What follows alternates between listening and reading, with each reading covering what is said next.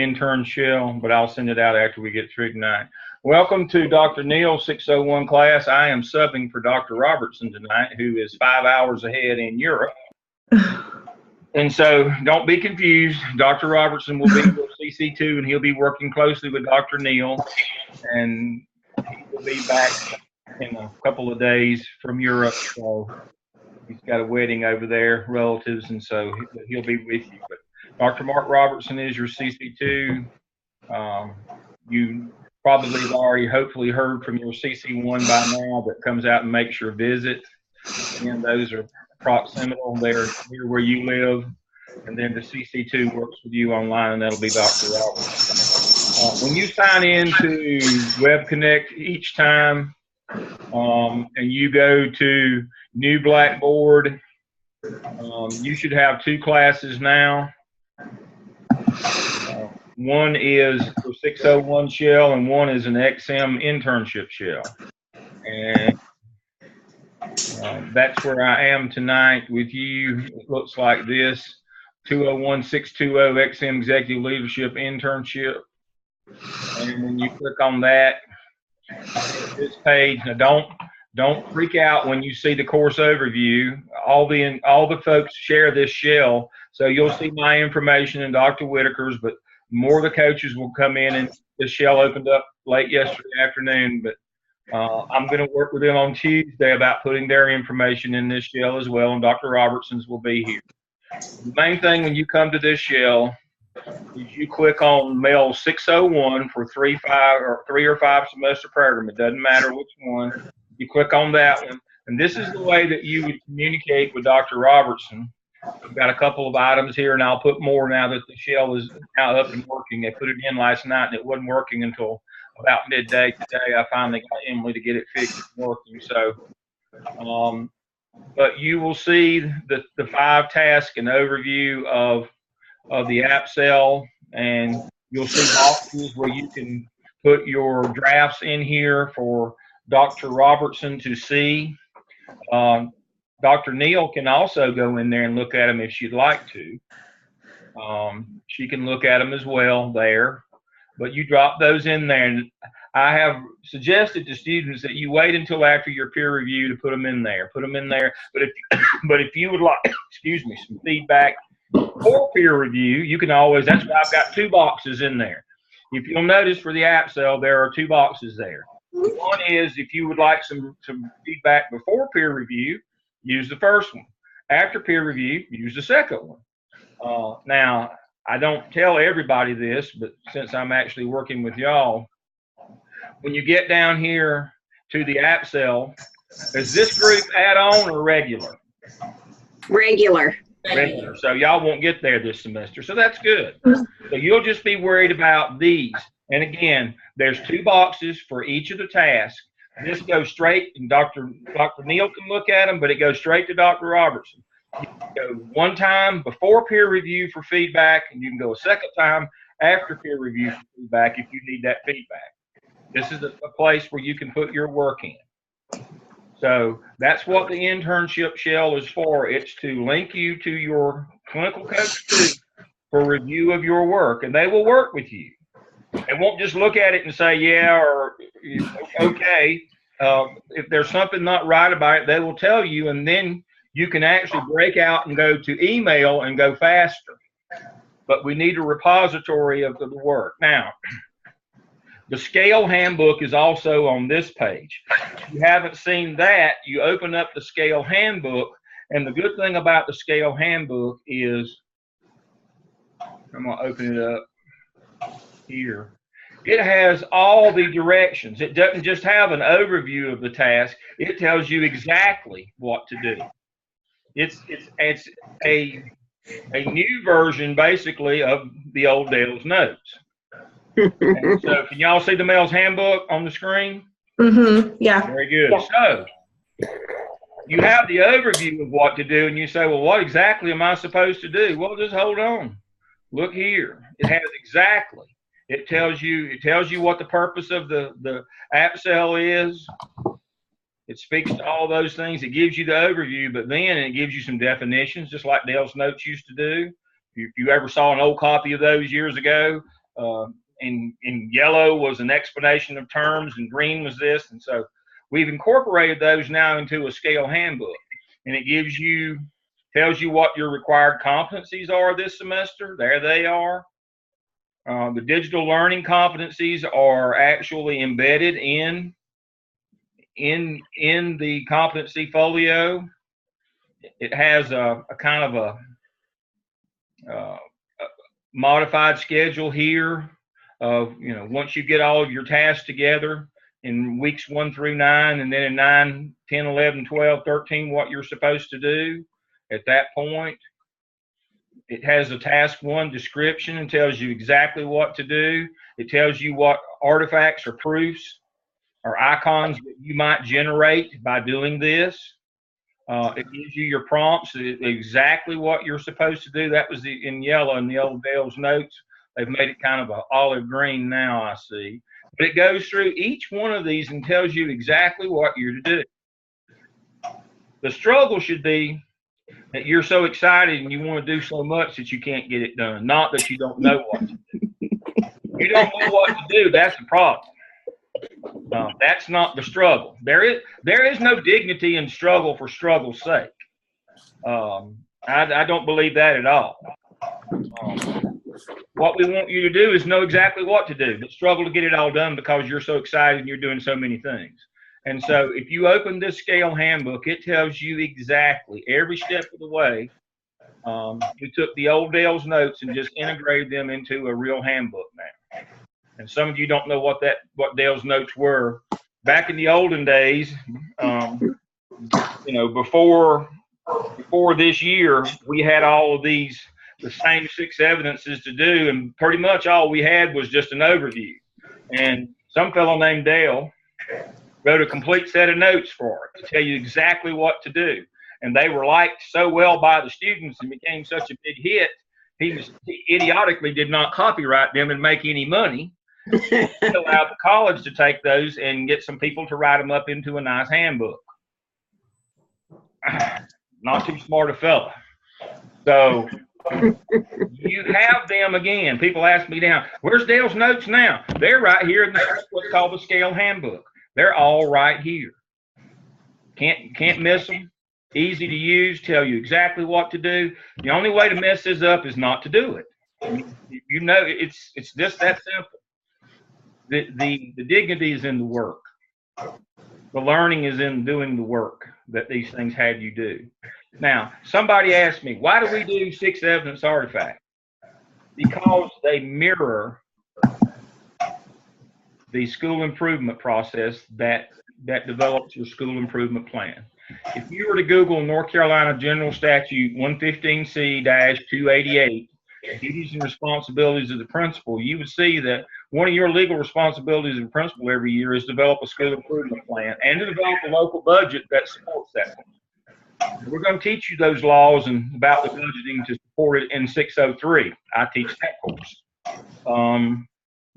I teach law and finance, so you'll have me at some point if you're lucky enough or unlucky enough. But anyway, this process mirrors what a principal really does to put together their school improvement plan. That's why we do these 6. And people say, well, why are you making us doing these competency folios and come up with all these evidence proofs, these icons that show what I did? Because that's the way you're now evaluated. You will also see that book later on in your studies. You will see you can Google it now, the North Carolina Principal Assistant Evaluation Manual. It looks just like this. You have to have evidence and artifacts when it comes time for your evaluation as a school administrator. Everything that you do in this program mirrors what you have to do in real life as a school executive. We didn't make any of this stuff up. You will see this again. So you need to become familiar with this process. So there's the scale handbook. It's right here under, again, MEL 601. The scale handbook is right here. If your site mentor doesn't know what to do and they're questioning you before your CC1 comes out and makes the visit, I went ahead and put the handbook for you here, just so you know it's there. But your your CC1 will go over these things when they come out and visit you. I also have a tab that says intern materials, and everything that I covered in the town hall, I've got some of it here already. I'll put the rest of it here, and what I'm talking about is these documents here. Let me share. Okay, here's the log. It will be there. It's there now, but I'll update it with this one. Here's the log where you keep your 80 hours every semester. And this is just a reminder for you that this fits this competency. That log will be there in just a few minutes.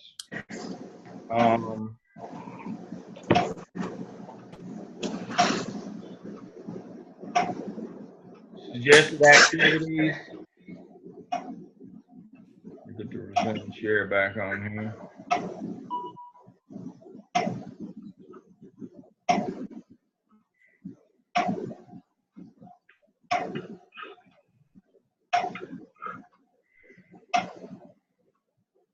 Here's your suggested activities. Fill that log up right here, and then have them paired with the competency that they satisfy. So here's the things that lead to your 80 hours. You can also count the work that you do on your evidence artifacts toward that 80 hours. If you're paying attention, that was a biggie. I just gave you a gift there. Time that you spend on your evidence artifacts can also be counted toward your 80 hours each semester in term.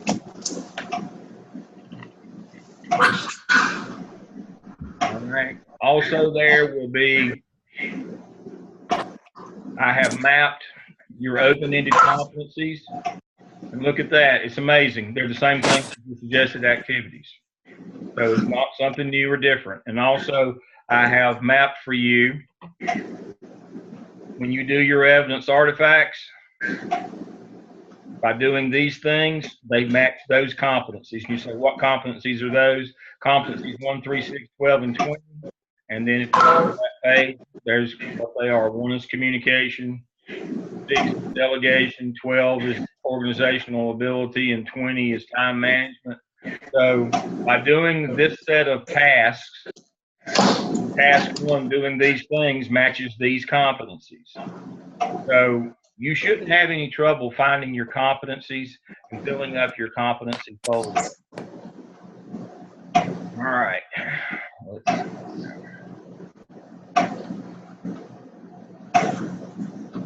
Again, I'm going to post this script. It reminds you of how the process works and what the visit's supposed to be about, and the things you're going to cover in that visit when your person comes out. All right, so again, there's the process. Any questions on the internship shell, what you're supposed to do this semester in terms of the app cell, your competency folio, it's in TaskStream. You should be getting your TaskStream log on in the next couple of days. I'll go over that when it gets here. I can show you that again quickly. I'll show you TaskStream again.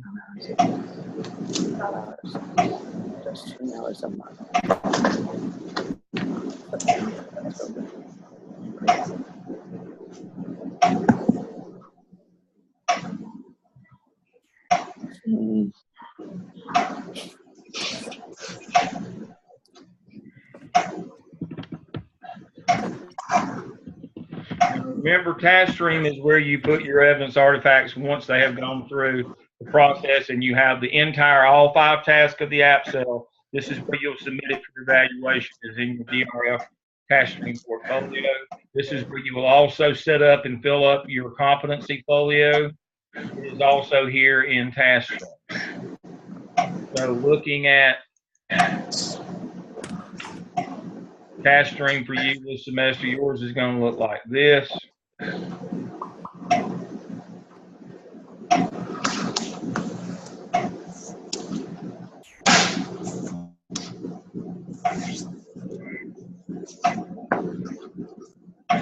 You do the app cell competency analysis, which is a self-reflection on the 12 competencies that you put in your folio. You can do your dispositions at any time. They're just your soft skills. I'll open that up and let you see what those are, and you can be thinking about them.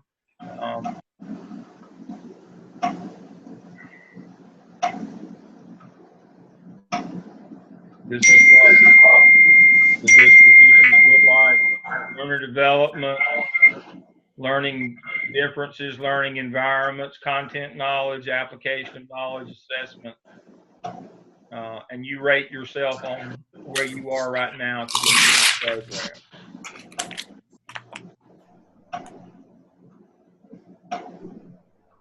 program.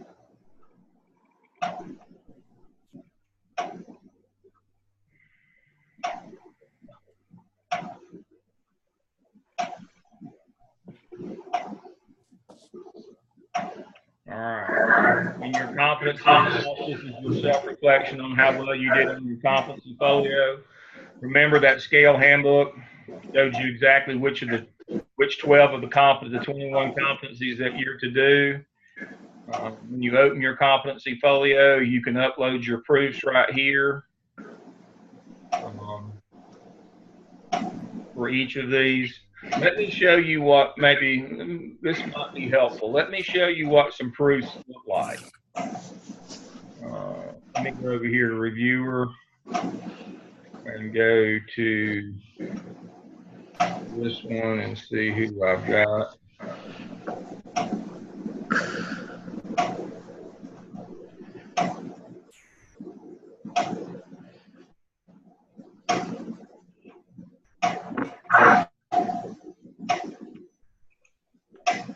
Okay.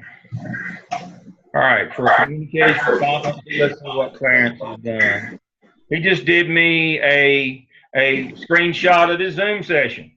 How quick and easy was that to show me a communication competence? No problem whatsoever. And then he did me an agenda for his second round. He's already done all of his rounds. He's graduating this semester. So he's already done all of his rounds. He's already finished his. He actually did what, 1, 2, 3, 4. He actually did 5. He's an overachiever. He's one of my better students. And so again, he just uploaded the PNG, which is a picture of his agenda. I mean, principal's email, just a screen PDF of the principal's email. Just things that you would produce normally. You take a picture of them, a screenshot of them, you copy them, you scan them, and that's what these competence proofs are. That's how you fill up your folder. You do 3 of each. Really simple. And the reason why we're having you do this is for this reason, and I'm going to show you this. While I've got you, I'm being mindful of our time here.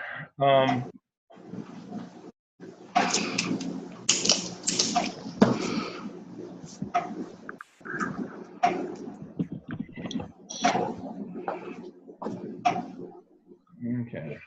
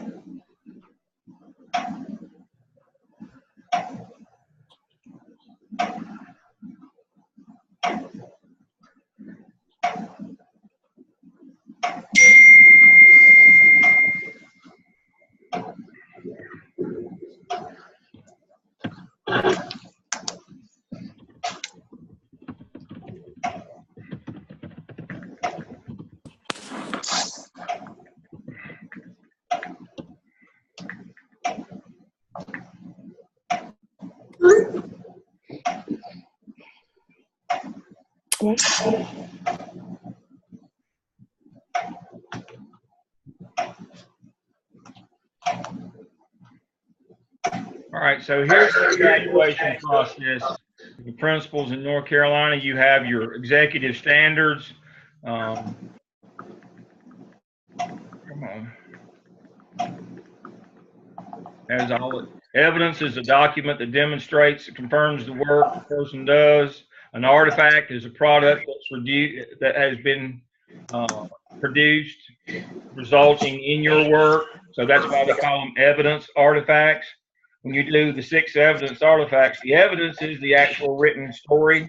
The artifact is the things that are produced. That's what goes in your competency folio. And the reason why we have you do that is, here's the grading rubric. And it tells you, but look right here. Why does it say suggested artifacts for standard 1? All these things. This is evaluation. What that means, you have to save these things when you become a principal. You have to save these artifacts, because when you get evaluated by your superintendent or your area superintendent, they don't just want you to tell them what you did and by, you know, or write them an evidence narrative. They want to see the artifacts that prove that you did it. That's why we're having you learn how to do a competency folio, because that's the way you're going to be evaluated as a principal.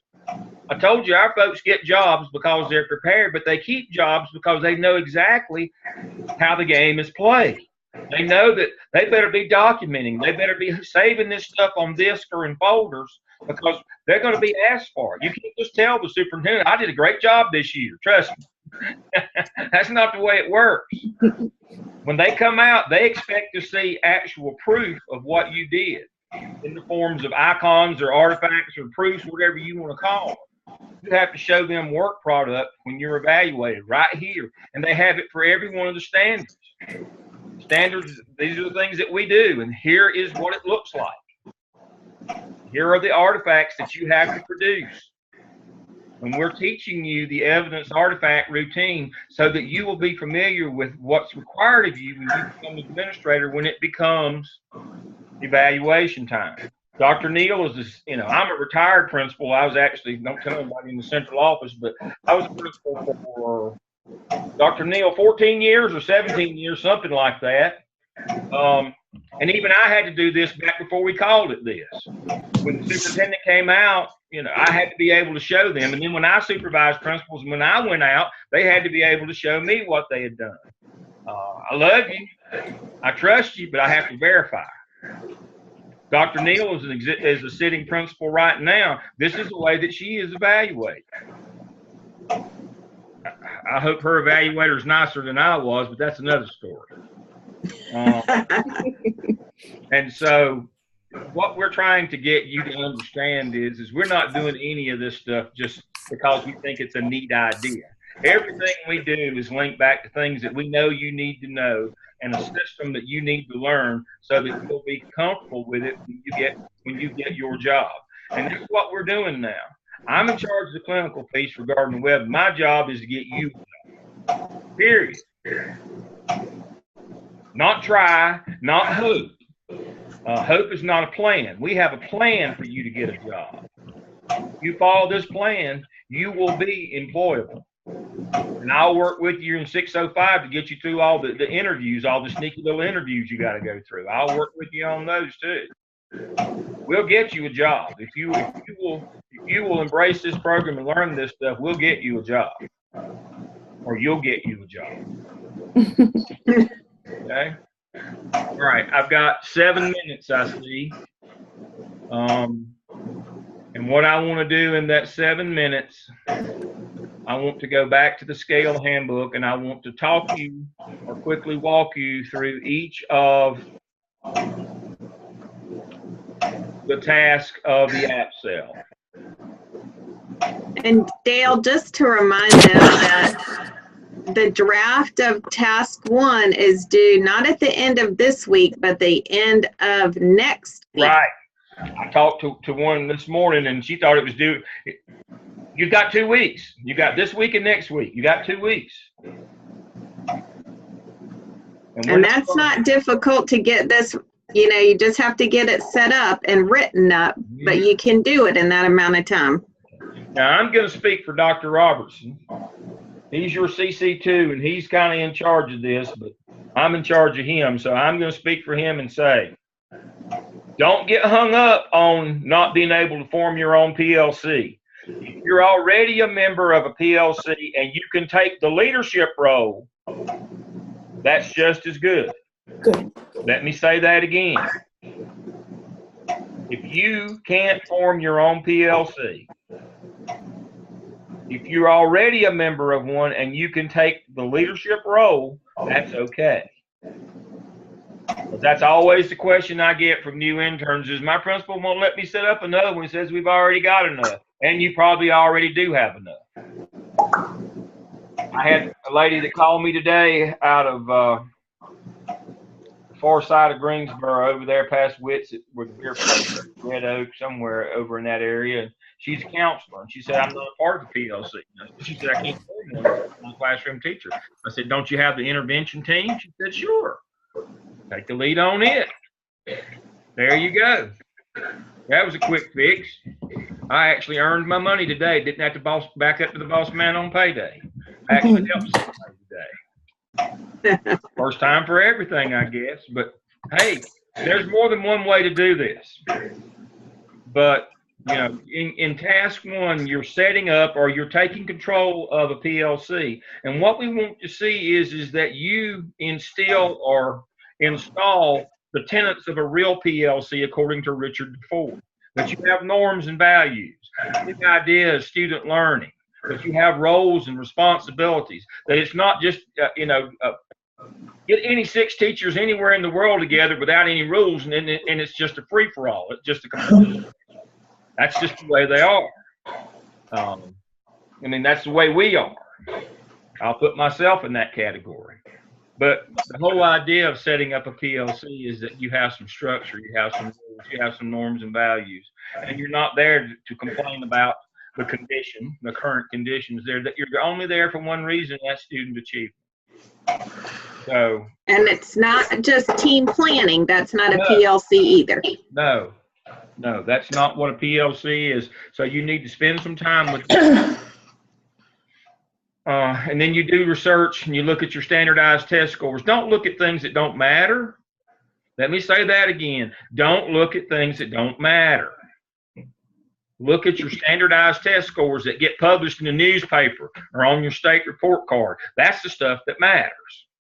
Every school in North Carolina in their school improvement plan is required to have an instructional plan to address gaps in their test scores in their building. It's called Closing the Gap. You're not talking about an initiative from like Reading 3D here or something from the state or from the local, or from the local LEA. This is your school only. Every principal every year has to sit and look at their school, disaggregate their data, and look, what could we do to address a subgroup of students in our school to close the gap? That's what we're teaching you to do. Dr. Neale does this in her school every year. That's what we're doing. So don't look at, don't look at how many of them pass a certain test in a certain class or something like that nobody knows about, or can they pass a test where the balance in their checkbook. I had one group one time in high school that came up with some ridiculous idea. I think a bunch of people from the western part of the state, although that's my crowd, they were just dumb. And so don't do things like that. Look at your EOCs, look at your EOG, look at your EVOS data, look at DIBELS, in-class data, those kinds of things. Look at that kind of stuff.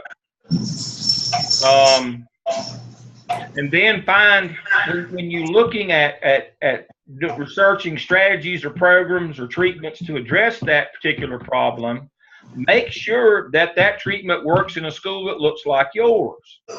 Don't do a Harold's now.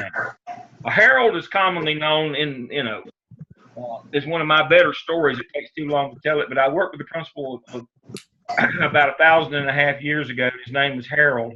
And he brought a program to a public school, poor Title I school. He brought a program from a private Catholic school in New England, High Wealth School. He brought a program to his school, and it was a disaster from day one. It was a disaster from day one.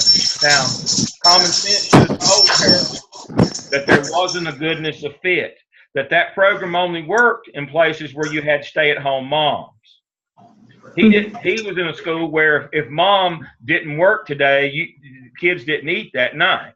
And so the whole program hinged upon mom being able to come to school. Well, how many moms in that community could come to school? And so find something that fits your school, put a plan together, and then and look at your competencies, the 12 of those, and how you met those 12 by doing this process. I won't go through the individual tasks. You can read those. That's why I wrote them for you, the individual tasks that go with this. But I want you to have the big idea here, big idea on each of these tasks, and then you can look at the individual and tell you exactly what to do when you go to the scale handbook right here. It tells you exactly what to do.